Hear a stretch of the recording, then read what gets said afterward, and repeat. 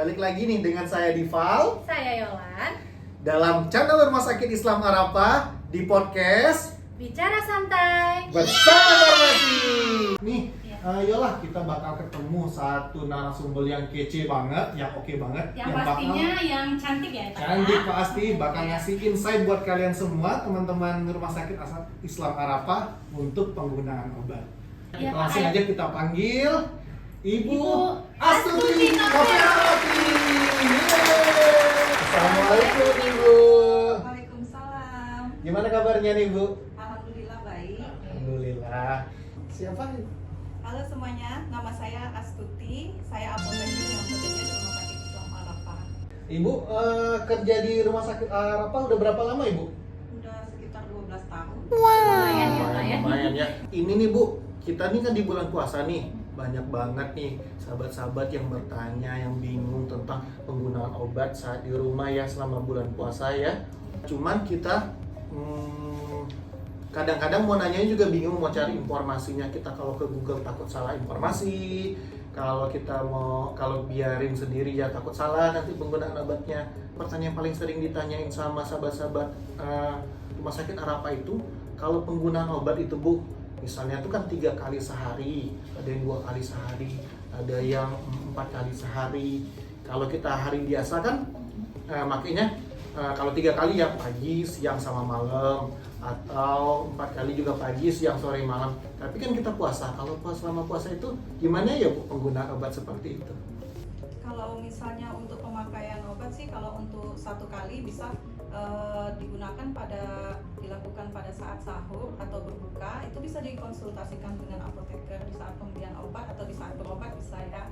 Untuk yang 2 kali bisa pada saat sahur atau berbuka. Untuk yang 3 atau 4 kali itu bisa dikonsultasikan ke dokternya, atau mau diganti sediaan obat yang lain, atau mau diganti cara makan obatnya berapa kali sehari menjadi 2 kali 1 atau 1 kali 1. Nah gitu tuh sahabat-sahabat semua, misalnya penggunaannya 1 kali sehari itu bisa kita minum itu saat berbuka atau sahur. Kalau 2 kali sehari kita bisa minumnya saat buka dan sahur. Kalau 3 kali dan 4 kali itu kita sebaiknya konsultasi dengan dokter atau apotekernya. Nah ini Bu, ada pertanyaan klasik lagi nih yang paling sering ditanya oleh pasien-pasien nih atau masyarakat yang di sekitaran rumah saya nih Bu ya. Itu obat-obat apa aja ya Bu ya yang bisa membatalkan puasa atau yang tidak membatalkan puasa pada saat bulan Ramadan ini? Biasanya sih kalau untuk obat-obat yang membatalkan puasa itu yang dimasukkan ke dalam mulut ya, untuk melalui pencernaan kan. Itu biasanya obatnya sirup atau tablet atau puyer, itu bisa membatalkan puasa. Untuk obat-obat yang tidak membatalkan puasa itu contohnya tetes mata atau tetes hidung, tetes telinga, inhalasi atau obat asma itu kan melalui hidung ya. Nah itu nggak masalah sih. Atau obat kering kan itu untuk pemakaian luar, itu nggak ada masalah. Berarti kalau kayak pasien DM gitu ya Pak ya, pasien diabetes gitu ya, yang gatel atau apa ya? ada ruang kulit gitu pakai salep nggak batal ya Bu ya? Iya, nggak masalah. Jadi kadang-kadang kan ada sakit-sakit yang dirasa itu terlalu berat tuh. Cuman kalau mau minum obat ragu, takutnya batal, atau mungkin matanya lagi iritasi ringan atau apa, mau pakai tetes mata batal nggak ya? Ragu-ragu. Kalau dibiarin juga nggak nyaman kan Bu. Jadi penggunaannya itu selama tidak melalui mulut, tidak diminum seperti tablet dan sirup, masih boleh ya Bu? Tidak membatalkan puasa. Untuk obat suntik juga bisa sih, asal obat suntiknya tidak mengandung nutrisi. Itu kan nutrisi sama dengan makanan. Oh gitu, Ya. gitu tuh Yol. Kalau selain di luar itu vitamin ataupun nutrisi masih boleh ya Bu ya. Ada pertanyaan lagi nih Bu, yang sering juga nih Bu. Ini dari saya pribadi nih Bu. Saya kan punya anak kecil tuh, usianya di bawah 2 tahun tuh. Jadi saya tuh sering nyetok paracetamol sirup. Nah, sering itu sudah saya buka, terus saya simpan di kulkas. Saya kalau seandainya anak saya demam lagi, saya kasih lagi paracetamolnya itu. Kira-kira paracetamol yang sirup itu sudah saya buka itu tahannya berapa lama sih Bu setelah saya buka? Itu kalau misalnya paracetamol itu setelah dibuka biasanya bisa tahan untuk 1 bulan. Tapi biasanya jangan disimpan di kulkas, karena di kulkas kan kulkas itu kan menyerap air. Kalau seandainya dia terlalu lama di kulkas, nanti airnya susut, nanti dosisnya jadi tinggi. Jadi kalau obat-obat udah habis pakai gitu nggak boleh masuk kulkas ya Bu ya sebenarnya ya. Jadi Ya. bagusnya malah simpannya di kotak obat gitu Bu ya. Oh, di Itu namanya Beyond Use Date atau BUD. Oh. Kalau untuk obat-obat lain sih banyak juga seperti insulin tuh kan kalau sudah dipakai nggak boleh lagi simpannya di kulkas, dia sekitar 28 hari. Kalau untuk krim sama obat-obat racikan itu 30 hari. Ada obat tetes bentuknya mini dosis yang kecil-kecil. Iya, yang 3 kecil-kecil hari. itu Ya, 3 tapi kalau hari. yang dalam botol itu bisa untuk 1 bulan. Oh gitu. Kalau dibuka. Terus ini ada Bu, kalau seperti pasien-pasien yang udah lama berobat DM gitu yang pakai insulin Bu ya. Cara pemakaian insulinnya itu kalau pada saat bulan puasa ini gimana ya Bu ya? Kalau untuk pasien insulin tuh ada yang pertama kali itu biasanya pasien perlu pemantauan dosis selama 1 minggu. Jadi dia tidak dianjurkan untuk berpuasa. Oh, ini pasien pertama ya Bu ya? Pasien pertama kali karena gula darahnya masih tidak stabil. Terus dokter juga pengen tahu kan kalau dia pakai insulin stabilnya di berapa itu Dosis berapa gitu ya? dosis berapa. Jadi dia selama 1 minggu pemantauan dia harus puasa dari malam kan habis suntik insulin biasanya puasa dari malam sampai ke pagi. Udah pagi bangun tidur dia harus ambil tes darahnya dulu, kemudian dia harus sarapan. 2 jam setelah sarapan dia harus ambil darah kembali.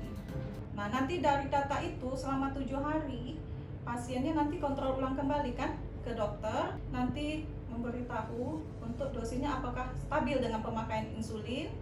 Tapi dengan bukan hanya pemakaian insulin ya, pasien selain menjaga pola makan, minum obat, ada juga obat-obat tablet dengan pemakaian insulin.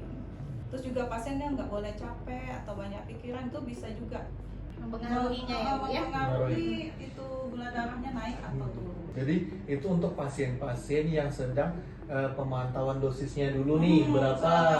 Dianjurkan untuk Terus tidak berpuasa dulu. Jadi sampai dapat nanti dosis yang tepatnya itu stabilnya itu di berapa Ibu ya? Ya, baru kemudian boleh berpuasa tapi seizin dokter. Terus untuk pasien-pasien yang udah lama itu biasanya di saat sebelum sahur sama sebelum berbuka. Sesaat sebelum ya Bu ya? Sesaat sebelum berbuka. Jadi pengguna insulin yang pakai dulu terus makannya lama itu salah banget ya Bu ya? Salah, takutnya nanti kalau sudah disuntikan pasiennya lupa mau makan kan nanti hipoglikemi pula. Oh jadi yang saya tahu sih katanya hipoglikemi itu lebih berbahaya dibanding hiper ya Bu ya. Mungkin sekian dulu Ibu, terima kasih sekali Bu ya udah datang menyempatkan waktunya ke sini. Buat sahabat-sahabat Rumah Sakit Islam Arafah nih, sebelum kita tutup nih, pengennya nih dapat tips-tips dari apoteker yang keren tadi, tips menggunakan obat selama di bulan Ramadan. Sahabat Arafah, saya akan berbagi tips sehat selama Ramadan dan Lebaran. Untuk yang pertama, kita hidrasinya harus cukup, yaitu minum air 8 gelas sehari, yang 2-nya pada saat sahur, yang 4-nya pada saat berbuka, yang 2-nya pada saat setelah isya atau sampai subuh. Terus yang kedua, jangan terlalu banyak makan yang pedas-pedas atau yang tinggi minyak dan tinggi gula. Yang ketiga, kalau mau ada perubahan dosis, itu dikonsultasikan ke dokter atau apotekernya. Terus yang keempat, jaga pola untuk tidur kita. Apalagi yang untuk yang mudik, diusahakan obat-obatnya cukup, jangan sampai di perjalanan obatnya habis. Ya itu buat yang mau mudik tuh harus Iya, siap-siap yang obatnya ya. Sangat bermanfaat ya Pak ya ilmunya ya Pak. Wah ini udah banyak nih Pak ya, kita dapat tips dari Ibu apoteker kita yang Iya, satu keren ini banget. ya Pak ya, udah keren banget. Tapi berhubung waktu kita juga sudah habis, terima kasih kali Ibu sudah datang di podcast kami. Mungkin buat teman-teman atau sahabat-sahabat dari Rumah Sakit Islam Arafah yang pengen tahu lebih lanjut atau ada pertanyaan lain yang pengen ditanyain, mungkin bisa datang langsung Ke Rumah Sakit Islam Arafah ya Pak iya, ya. atau pantengin terus di channel Bicara Santai bersama Farmasi. Assalamualaikum.